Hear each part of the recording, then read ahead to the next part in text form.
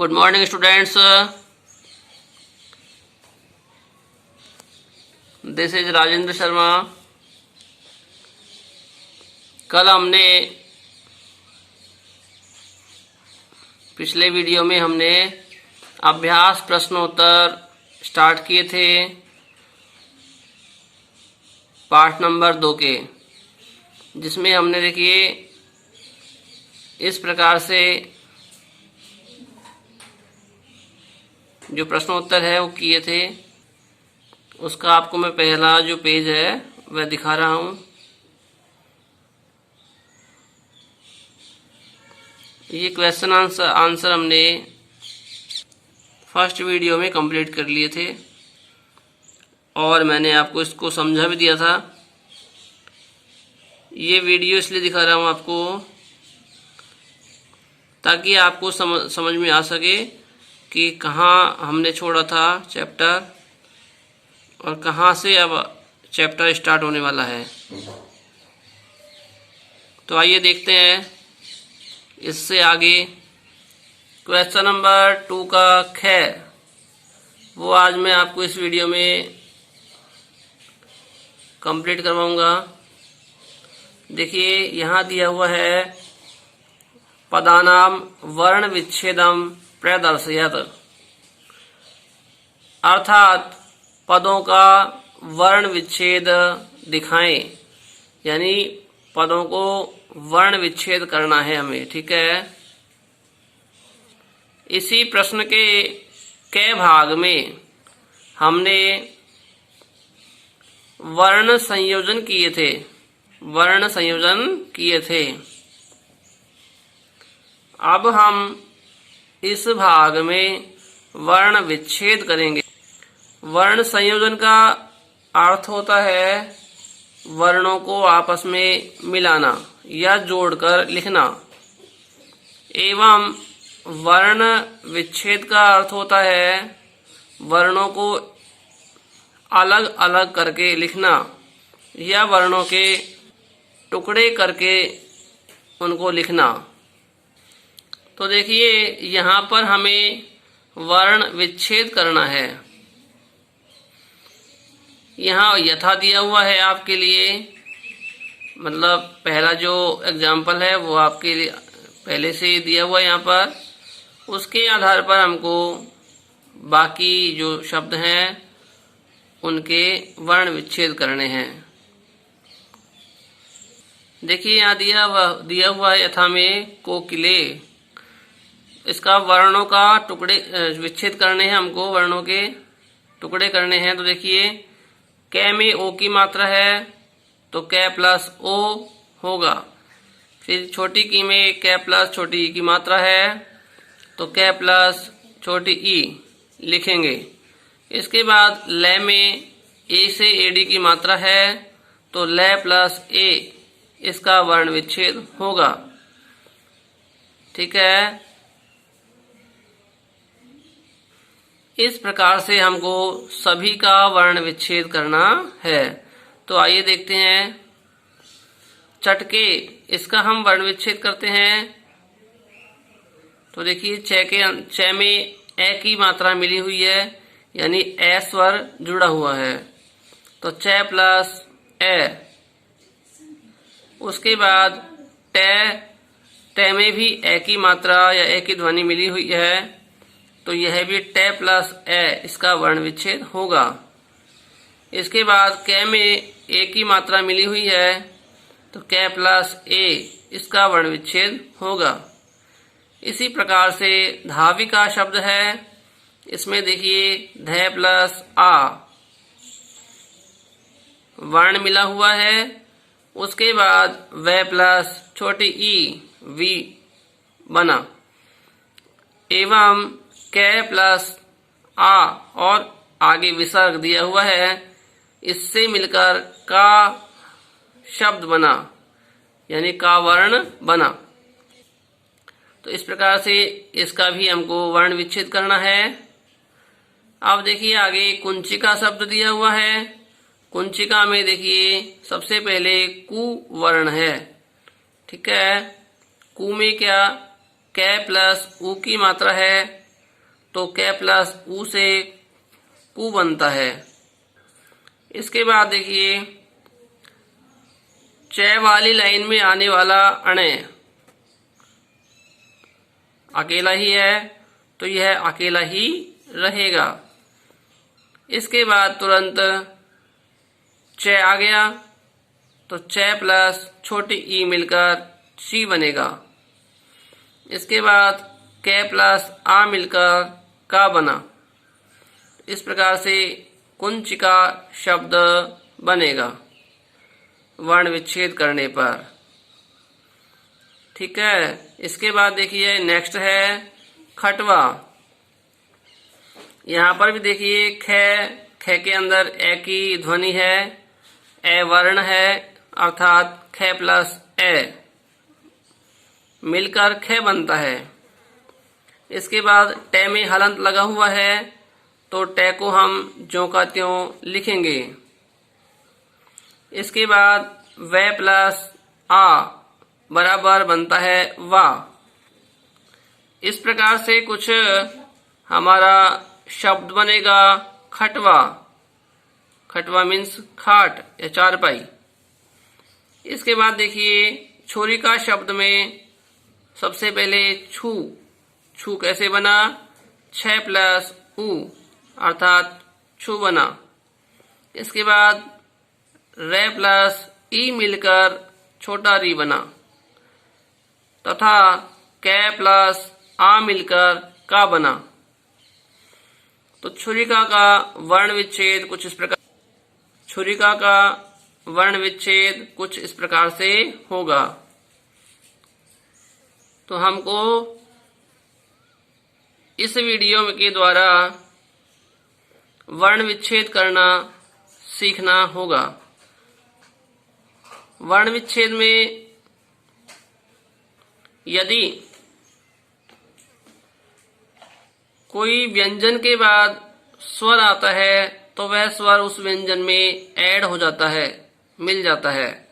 और यदि व्यंजन के बाद व्यंजन आता है तो पहले वाला व्यंजन ज्यों का त्यों आधा ही रहकर उस शब्द में जुड़ जाता है। ठीक है। इसके बाद देखिए नेक्स्ट देखते हैं क्वेश्चन नंबर 3। क्वेश्चन नंबर 2 को आप फेयर कॉपी में करेंगे। इसके बाद देखिए 3 है चित्रम दृष्ट्वा संस्कृत पदम लिखत। इसका हिंदी अर्थ दिया हुआ है यहाँ पर, चित्रों को देखकर संस्कृत में पद लिखो। ठीक है। तो इसको देखिए पहला क्या है? तो पहला उत्पीठिका यानी मेज है, जो कि आपको फर्स्ट क्वेश्चन के ख वाले भाग में मिलेगा। इसका आंसर यहाँ मिल जाएगा आपको। ठीक है। उत्पीठिका, तो यहाँ से आप इसको लिख सकते हैं, या फिर जो आपका लेसन है उसमें भी आपको यह वर्ड मिल जाएगा। ठीक है। नेक्स्ट देखिए, इसके बाद देखिए नेक्स्ट वाला एक बॉक्स है, संदूक है। तो संदूक को हम कहते हैं पेटिका। पेटिका मीन्स बक्सा या संदूक। ठीक है। तो इसका आंसर हो जाएगा पेटिका। अब चित्र नंबर 3 देखिए, जो कि आपको दिख रही होगी, क्या है? नाव। नाव को हम कहते हैं संस्कृत में नौका। आपको यहाँ लिखना है नौका। इसके बाद चिड़िया है, तो चिड़िया को हम लिखते हैं चटका। क्या कहते हैं संस्कृत में? चटका। तो आपको यहाँ चटका लिखना है। इसके बाद देखिए एक वृद्ध महिला है, तो वृद्ध महिला को हम संस्कृत में कहेंगे वृद्धा। ठीक है।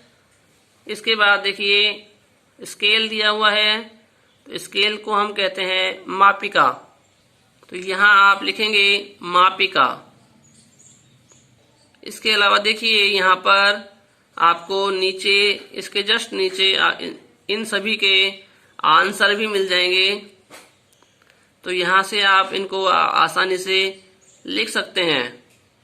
अपनी कॉपी में राइट कर सकते हैं, और यहाँ जो बुक है उसमें भी आप रूल पेंसिल से इसको फिल कर सकते हैं। ओके, नेक्स्ट में देखिए बात करें हम क्वेश्चन नंबर 4 की। तो देखिए क्वेश्चन नंबर 4 कुछ इस प्रकार से है, वचन अनुसारम रिक्त स्थानानि पूरयत। ये कहता है वचनों के अनुसार रिक्त स्थानों की पूर्ति करें, जिसमें आपको यहाँ दिया हुआ है एक वचनम, द्विवचनम, बहुवचनम। ठीक है, तो देखिए सबसे पहले यथा में दिया हुआ है आपको एक शब्द जो कि एक वचन, द्विवचन और बहुवचन में बनाया हुआ है।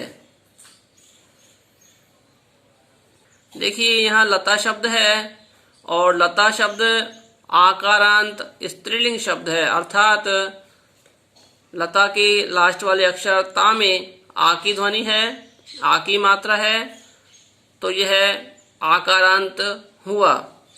और चूंकि यह लता शब्द स्त्री जाति का बोध कराता है, अतः स्त्रीलिंग भी हुआ। तो दोनों को मिला के हम कह सकते हैं कुल मिलाकर कि लता शब्द है वह आकारांत स्त्रीलिंग शब्द है। उसी प्रकार से यहाँ देखेंगे हम गीता, पेटिका, खटवा, सा और रोटिका, ये शब्द भी क्या है, आकारांत स्त्रीलिंग शब्द है। अब हम आकारांत स्त्रीलिंग शब्दों को लता शब्द की तरह ही लिखेंगे। आइए लिखते हैं इसको। गीता, जैसे लता, लते, लताहा, तो देखिए गीता, गीते, गीताहा, इसका आंसर होगा। इसके बाद देखिए इसमें एक वचन छोड़ रखा है और द्विवचन में दिया हुआ है पेटिके। तो बच्चों आप जान गए होंगे इसमें क्या भरना है हमको फर्स्ट वाले में। तो इसमें देखिए पेटिका शब्द भरना है हमको, और इसके बाद तुरंत पेटिकाहा यानी पेटिका शब्द में विसर्ग लग जाएगा। इसके नेक्स्ट देखिए एक वचन एवं द्विवचन दोनों ही रिक्त स्थान हैं, और बहुवचन में दिया हुआ है खटवाहा। तो देखिए खटवाहा दिया हुआ है, तो हम इसका एक वचन और द्विवचन बनाएंगे, जिसका आंसर होगा हमारा खटवा, खटवे, खटवाहा। अर्थात जो एक वचन वाला खटवा है उसमें विसर्ग नहीं लगेगा। इसके बाद खटवे बनेगा, और लास्ट वाला जो खटवाहा विसर्ग वाला है वह यहाँ पहले से ही दिया हुआ है। इसके बाद देखिए फर्स्ट यानी एक वचन में दिया हुआ है सा। तो सा के रूप कैसे चलेंगे देखिए, तो फर्स्ट दिया हुआ है, सेकंड में आएगा ते, फिर बहुवचन में होगा इसका ताहा, ता के पीछे विसर्ग लग जाएगा। ठीक है, तो हमारा आंसर बन जाएगा सा ते ताहा। ठीक है, इसके बाद देखिए शब्द है रोटिके, यानी एक वचन और बहुवचन दोनों में रिक्त स्थान है, बीच में द्विवचन में दिया गया है रोटिके। तो यहाँ देखिए एक वचन में होगा रोटिका, फिर द्विवचन में दिया हुआ है पहले से ही रोटिके, और बहुवचन में देखिए रोटिकाहा यानी विसर्ग का प्रयोग करेंगे। तो इन सभी रिक्त स्थानों को हम लता शब्द की तरह ही फिल करेंगे। इसके जस्ट साइड में दिया हुआ है इन सब का आंसर, तो हम देखिए यहाँ से भी इसको कंप्लीट कर सकते हैं। और लर्न कर सकते हैं। तो आप इसे भी अपनी कॉपी में राइट करें।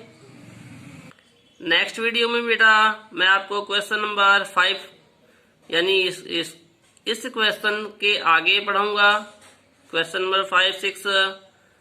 तब तक के लिए आप इसे लर्न कर लें, अपनी कॉपी में राइट कर लें।